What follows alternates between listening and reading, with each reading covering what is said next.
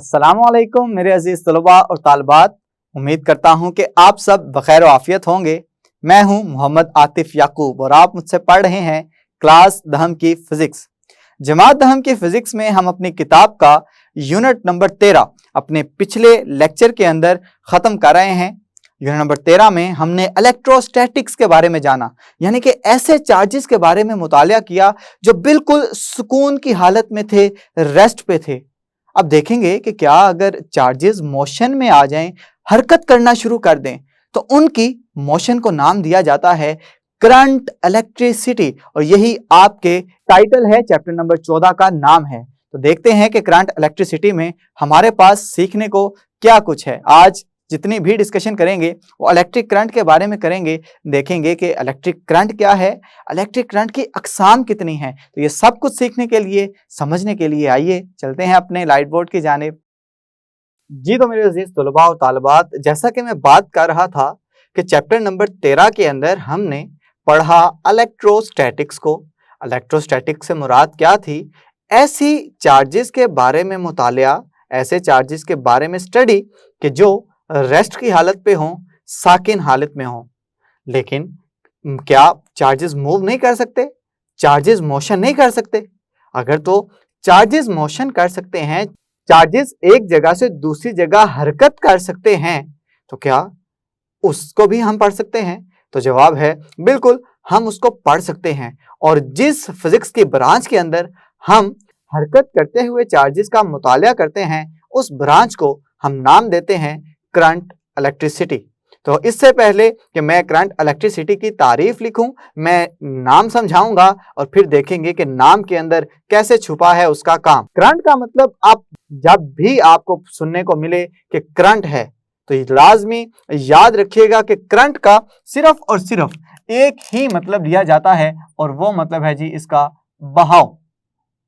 अब आपने अपनी 9वीं क्लास के अंदर जमात नहम में एक चीज पढ़ी थी, एयर करंट।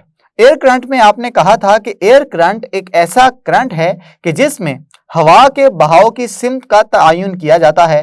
ना सिर्फ एयर करंट बल्कि वाटर करंट की इस्तेलाह भी इस्तेमाल की जाती है। वाटर करंट की इस्तेलाह का मतलब ये है कि समुंदर के पानी के बहाव की सिमत क्या है। तो वाटर करंट से हमें पता चलेगा बहाव की सिमत किसकी, पानी की। एयर करंट में एयर के यानी कि हवा के बहाव की सिमत मालूम होगी, पता चलेगा कि हवा किस सिमत में बह रही है। लेकिन करंट इलेक्ट्रिसिटी में हम ये तो बात कह चुके हैं कि करंट का मतलब है बहाव।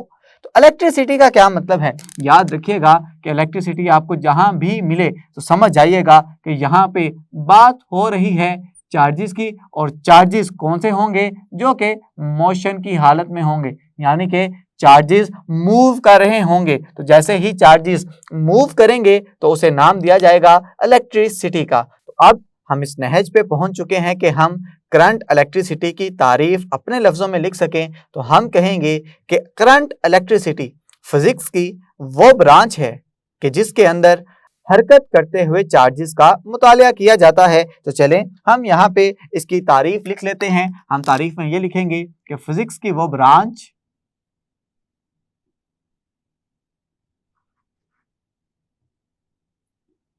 जिसमें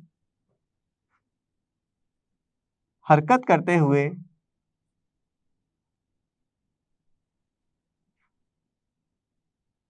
चार्जेस का मुतालिया किया जाता है,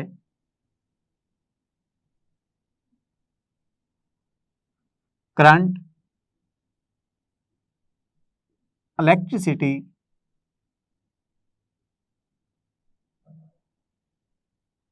कहलाती है। तो चलें, करंट इलेक्ट्रिसिटी की तारीफ तो हम कर चुके हैं कि ये हमारे पास करंट इलेक्ट्रिसिटी की तारीफ आ गई, लेकिन बार बार हम लफ्ज इस्तेमाल कर रहे हैं करंट का, तो हमें लाजिम है कि करंट की तारीफ भी हम कर लें ताकि चीज़ें अच्छे तरीके से आगे की जानिब बढ़ें और आप स्टेप बाय स्टेप चीज़ों को सीखते भी चले जाएं। तो चलें सबसे पहले यहाँ पे हेडिंग दे लेते हैं अब इलेक्ट्रिक करंट की, और देखते हैं कि इलेक्ट्रिक करंट की तारीफ किस तरह से आप करेंगे। इलेक्ट्रिक करंट को मैं तो कह रहा हूं बहाव है किस चीज का, चार्जेस का, लेकिन खसूसियात भी तो होंगी इसकी। क्या हर किस्म के चार्जेस के बहाव को मैं करंट दूंगा, या किसी खास किस्म के चार्ज को, खास किस्म के चार्जेस के बहाव को मैं इलेक्ट्रिक करंट का नाम दूंगा। तो याद रखिएगा कि इलेक्ट्रिक करंट की तारीफ जो आपकी किताब में लिखी गई है वो लिखी गई है इस तरह से कि किसी क्रॉस सेक्शनल एरिया में से इलेक्ट्रिक चार्जेस के बहाव की शरह को इलेक्ट्रिक करंट कहते हैं। तो चले पहले तारीफ लिखते हैं और फिर समझते हैं कि तारीफ में हमसे वो क्या बात कहना चाह रहा है, क्या पैगाम हम तक पहुंचाना चाह रहा है। हम कहेंगे कि इलेक्ट्रिक करंट किसी भी क्रॉस सेक्शनल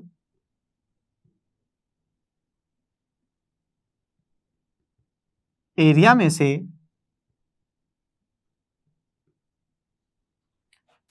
इलेक्ट्रिक चार्जेस के बहाव की शरह को इलेक्ट्रिक करंट कहते हैं। तो अभी जो बात मैं ये कर रहा था कि क्या हर एक चार्ज के बहाव को हम करंट कहेंगे, तो इस तारीफ से ये बात वाज़ेह हो गई कि किसी खास केस के अंदर, खास हालात के अंदर, जब किसी क्रॉस सेक्शनल एरिया में से चार्ज बहेगा, चार्ज एक जगह से दूसरी जगह हरकत करेगा, सिर्फ उसी को हम नाम देंगे इलेक्ट्रिक करंट का। एक तो बात आ गई इस क्रॉस सेक्शनल एरिया की, और दूसरी बात आ रही है कि चार्जेस के बहाव की शरह। याद रखें कि शरह का लफ्ज जहां पे भी आएगा इसका मतलब लिया जाता है वक्त के साथ, कि कितने वक्त में कितनी चीज जा रही है। अब चूंकि हम यहाँ पे कह रहे हैं कि चार्जेस की बहाव की शरह, तो इसको हम इस तरह से कहेंगे कि कितने टाइम में, फर्ज करें अगर 1 मिनट है, 1 सेकंड है, तो इस वक्त के अंदर चार्जेस कितने ज्यादा आगे जा रहे हैं, और कहां से, किसी एक क्रॉस सेक्शनल एरिया से। मैं यहां पे बार बार एक लफ्ज इस्तेमाल कर रहा हूं, cross sectional area. Cross sectional area आखिर क्या चीज है, चलें समझते हैं एक अदद डायग्राम से। फर्ज करें कि ये मेरे पास एक पाइप है और ये पाइप का कोई ना कोई आगे से फेस है, और अब अगर मैं इस फेस का एरिया शेड कर दूं, तो ये जो एरिया शेड कर रहा हूं इसे नाम दिया जाएगा क्रॉस सेक्शनल एरिया।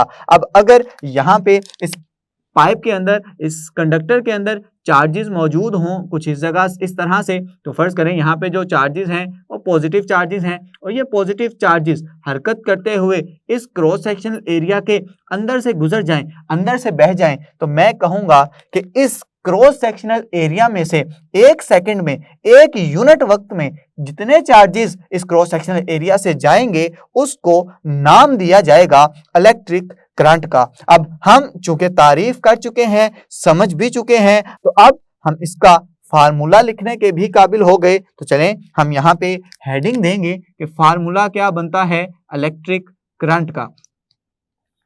तो याद रखें हमने अपनी नहम क्लास में क्या पढ़ा था। फर्ज करें एक्सेलरेशन की तारीफ की थी, तो एक्सेलरेशन की तारीफ हमने किस तरह से की थी कि वेलोसिटी में तब्दीली की शरह को, तो शरह का लफ्ज जहां पे भी आता था हम इसे टाइम के साथ, वक्त के साथ तकसीम कर देते थे। अब यहाँ पे कहा जा रहा है कि चार्जेस के बहाव की शरह, ये यहाँ पे जो शरह आएगी वो चार्ज के साथ आएगी। इसका मतलब ये हुआ कि फार्मूला लिखा जाएगा Q बटा T। ये Q है चार्जेस और T बता रहा है कि शरह क्या है चार्जेस के बहाव की, और ये दोनों किसके बराबर हैं, ये बराबर हैं I के। याद रखिएगा कि मैथमेटिक्स के अंदर, हिसाब के अंदर, जहां पे भी फार्मूले के अंदर आप I लिखा देखेंगे तो समझ जाइएगा कि ये जो I है ये करंट की जगह पे लिखा जा रहा है। मैं यहाँ पे लिख भी देता हूं ताकि आपको याद हो जाए कि I करंट के लिए इस्तेमाल किया जा रहा है, Q चार्ज के लिए इस्तेमाल किया जा रहा है, और ये T वक्त के लिए इस्तेमाल किया जा रहा है। अब अगर आपको फार्मूला भी समझ आ गया है, आपको इस इलेक्ट्रिक करंट की तारीफ भी समझ आ गई है, तो चलें क्यों ना हम इस फार्मूला से इस इलेक्ट्रिक करंट के यूनिट निकाल लें। हम जानते हैं कि जब हमारे पास फार्मूला हो तो यूनिट निकालना हमारे लिए कोई भी बड़ी बात नहीं होती, यूनिट हम बड़े आसानी से निकाल देते हैं। फार्मूला है हमारे पास I बराबर है Q बटा T। I का यूनिट निकालना है, क्या है हमें नहीं पता। Q का यूनिट कूलम, चार्ज का यूनिट कूलम, टाइम का सेकंड, ये बन गया कूलम फी सेकंड, और कूलम फी सेकंड बराबर होता है एम्पेयर के। तो हम यहाँ पे हेडिंग देंगे यूनिट की कि करंट का यूनिट क्या है, तो ये यूनिट की हेडिंग दे दी गई, और यूनिट की हेडिंग देने के बाद हम कहेंगे कि इलेक्ट्रिक करंट का जो यूनिट है उसे लिखा जाता है एम्पेयर। इस एम्पेयर को बड़े ए के साथ लिखा जाता है, लेकिन ये एम्पेयर करंट का एक बड़ा यूनिट है। करंट के कुछ छोटे यूनिट भी इस्तेमाल किए जाते हैं, क्योंकि अक्सर हमें छोटे यूनिट्स के अंदर किसी भी चीज की पैमाइश करनी हो, वो पैमाइश करना बहुत ही ज्यादा आसान हो जाता है। तो चलें हम यहाँ पे कहेंगे कि करंट के यूनिट तो आ गए एम्पेयर, लेकिन इसके चंद छोटे यूनिट्स भी हैं। उन छोटे यूनिट्स के अंदर हम इस्तेमाल कौन कौन से यूनिट्स करते हैं, चलें वो भी देख लेते हैं। अगर किसी कंडक्टर के क्रॉस सेक्शन से करंट के बहाव की शरह 1 कूलम फी सेकंड हो तो करंट 1 एम्पेयर होगा। छोटे यूनिट्स में हम इस्तेमाल करते हैं मिली एम्पेयर, और आप जानते हैं कि मिली एक प्रीफिक्स है जिसको 10 की ताकत -3 लिखा जाएगा और एम्पेयर की जगह एम्पेयर आ जाएगा। तो 1 मिली एम्पेयर बराबर है 10 की ताकत -3 एम्पेयर के। और दूसरा यूनिट जो कि छोटा यूनिट इस्तेमाल किया जाता है करंट का, उसे कहते हैं माइक्रो एम्पेयर।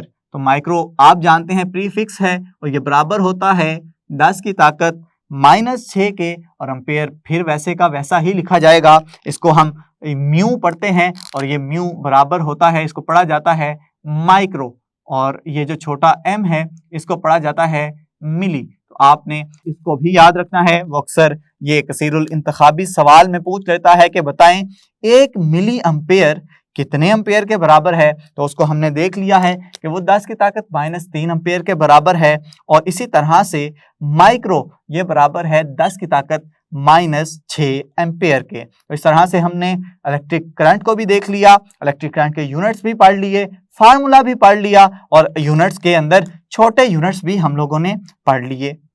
अब सवाल ये पैदा होता है कि हमने चैप्टर नंबर 13 में यह पढ़ा था कि हमें बेंजामिन फ्रैंकलिन ने यह बताया था कि चार्जेस की 2 इकसाम होती हैं, पॉजिटिव चार्जेस और नेगेटिव चार्जेस। पॉजिटिव चार्जेस को हमने नाम दिया था प्रोटॉन्स का, और नेगेटिव चार्जेस को हमने नाम दिया था इलेक्ट्रॉन्स का। तो अब प्रोटॉन्स और इलेक्ट्रॉन्स 2 किस्म के चार्जेस हैं। यहाँ पे हम कह रहे हैं कि चार्जेस के बहाव को इलेक्ट्रिक करंट कहते हैं।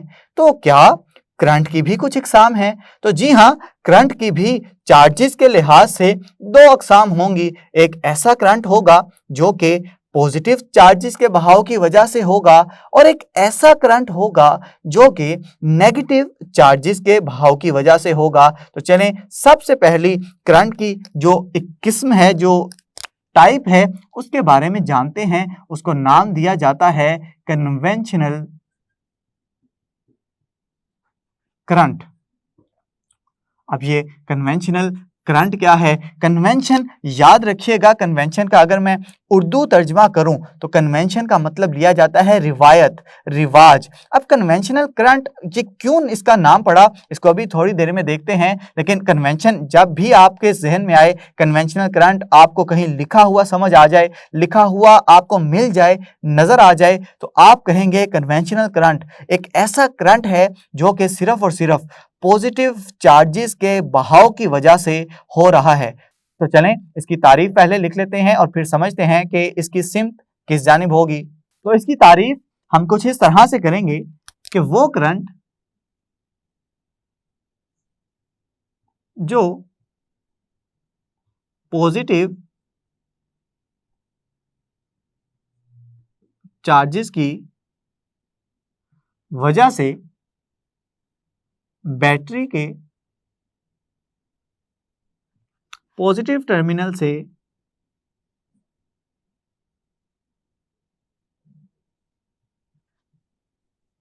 नेगेटिव टर्मिनल की तरफ बहता है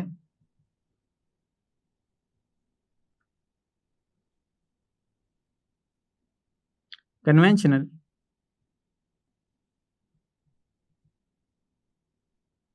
करंट कहलाता है। अब चलें हम समझते हैं कि अगर किसी भी कंडक्टर को एक बैटरी के साथ जोड़ दिया जाए तो किस तरह से उसमें पॉजिटिव चार्ज का भाव होता है। फर्ज करें कि मेरे पास यहाँ पे एक अदद बल्ब है और ये बल्ब जो है मैंने जोड़ा है किसी ना किसी सर्किट के अंदर और इस सर्किट को मैंने जोड़ रखा है एक अदद बैटरी के साथ और बैटरी का आप जानते हैं एक अदद पॉजिटिव टर्मिनल होता है, एक नेगेटिव टर्मिनल होता है। यहाँ पे आपको दिखाने के लिए मैंने दो बैटरीज लगा दी हैं ताकि वाज़िया समझ आ जाए और सेफ्टी के तौर पे हिफाजती तौर पे मैंने यहाँ पे एक स्विच लगा दिया है कि जब मुझे करंट चाहिए होगा मैं स्विच को बंद कर दूंगा और जब करंट नहीं चाहिए होगा मैं इस स्विच को खोल दूंगा, ओपन कर दूंगा। लेकिन अब चूंकि मुझे करंट चाहिए क्योंकि मैं कन्वेंशनल करंट समझना चाहता हूं तो मैं इस स्विच को यहां से बंद कर दूंगा। अब जैसे ही स्विच बंद हो गया यहाँ पे पुल मुकम्मल हो चुका है यानी कि करंट इस पूरे सर्किट में आसानी के साथ बह सकता है। ये कोई बैटरी है जिसके वोल्टेजेस V हैं, ये बैटरी का पॉजिटिव टर्मिनल, ये नेगेटिव टर्मिनल। अब मैंने डेफिनेशन में क्या कहा है, तारीफ में क्या कहा है कि वो करंट जो पॉजिटिव चार्जेस की वजह से बहता है, कहां से, बैटरी के पॉजिटिव टर्मिनल से। तो पॉजिटिव टर्मिनल से ये करंट चार्जेस इस तरह से मूव करना शुरू करेंगे, हरकत करना शुरू करेंगे और इस तरह से कन्वेंशनल करंट बैटरी के पॉजिटिव टर्मिनल से नेगेटिव टर्मिनल तक बहना शुरू हो जाएगा। फिर जो दूसरी जो किस्म आती है चार्जेस की वो है नेगेटिव चार्जेस। तो इसका मतलब है नेगेटिव चार्जेस के भाव की वजह से भी तो एक इलेक्ट्रिक करंट पैदा होगा, उसको नाम दिया जाता है इलेक्ट्रॉनिक करंट। क्योंकि वो इलेक्ट्रॉन्स की वजह से बह रहा है इस वजह से इसको नाम दिया जाता है इलेक्ट्रॉनिक करंट। तो इसको हम इस तरह से लिखेंगे, जो डेफिनेशन यहाँ पे की है, यहाँ पे पॉजिटिव का लफ्ज़ इस्तेमाल किया है, वहाँ पे सिर्फ और सिर्फ नेगेटिव का लफ्ज़ तब्दील करेंगे कि वो करंट जो नेगेटिव चार्जेस की वजह से बैटरी के नेगेटिव टर्मिनल से पॉजिटिव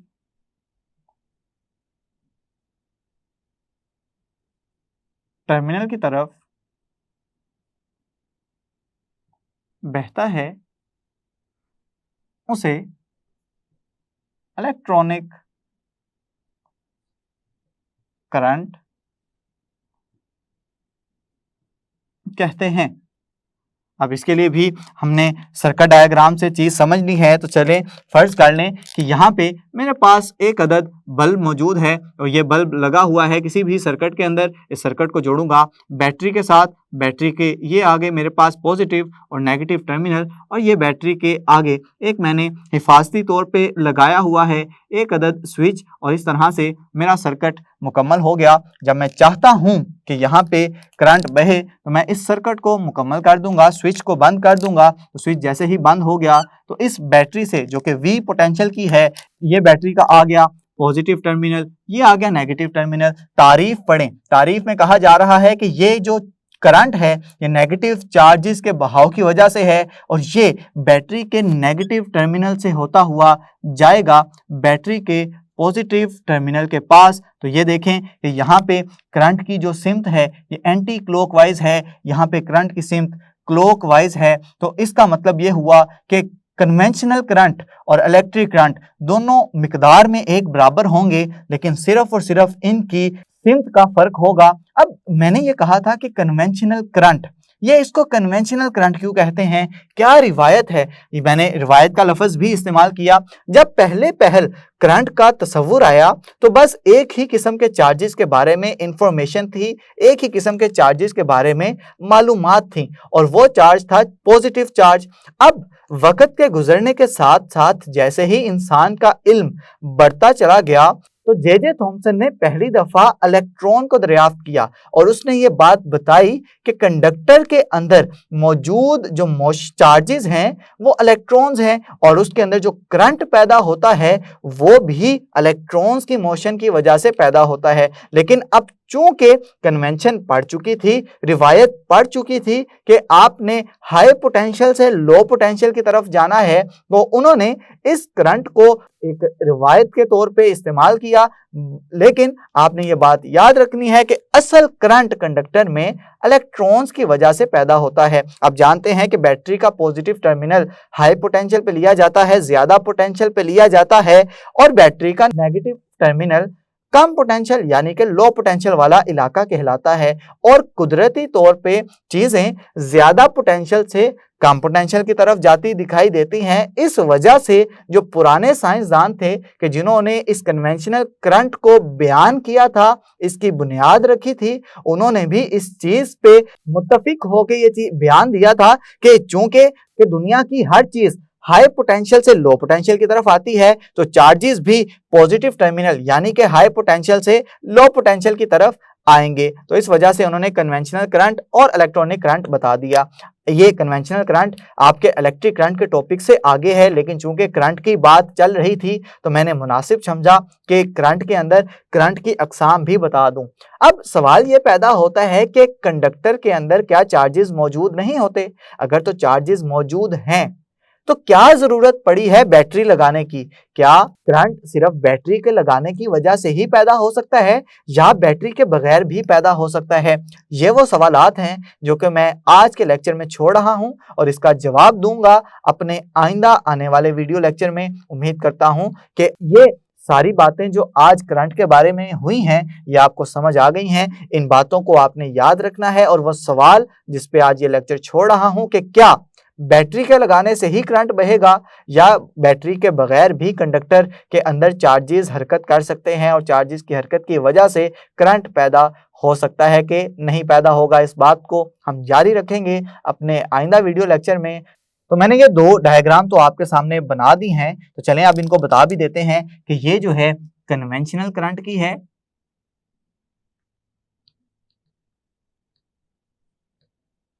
और ये जो है ये इलेक्ट्रॉनिक करंट की है।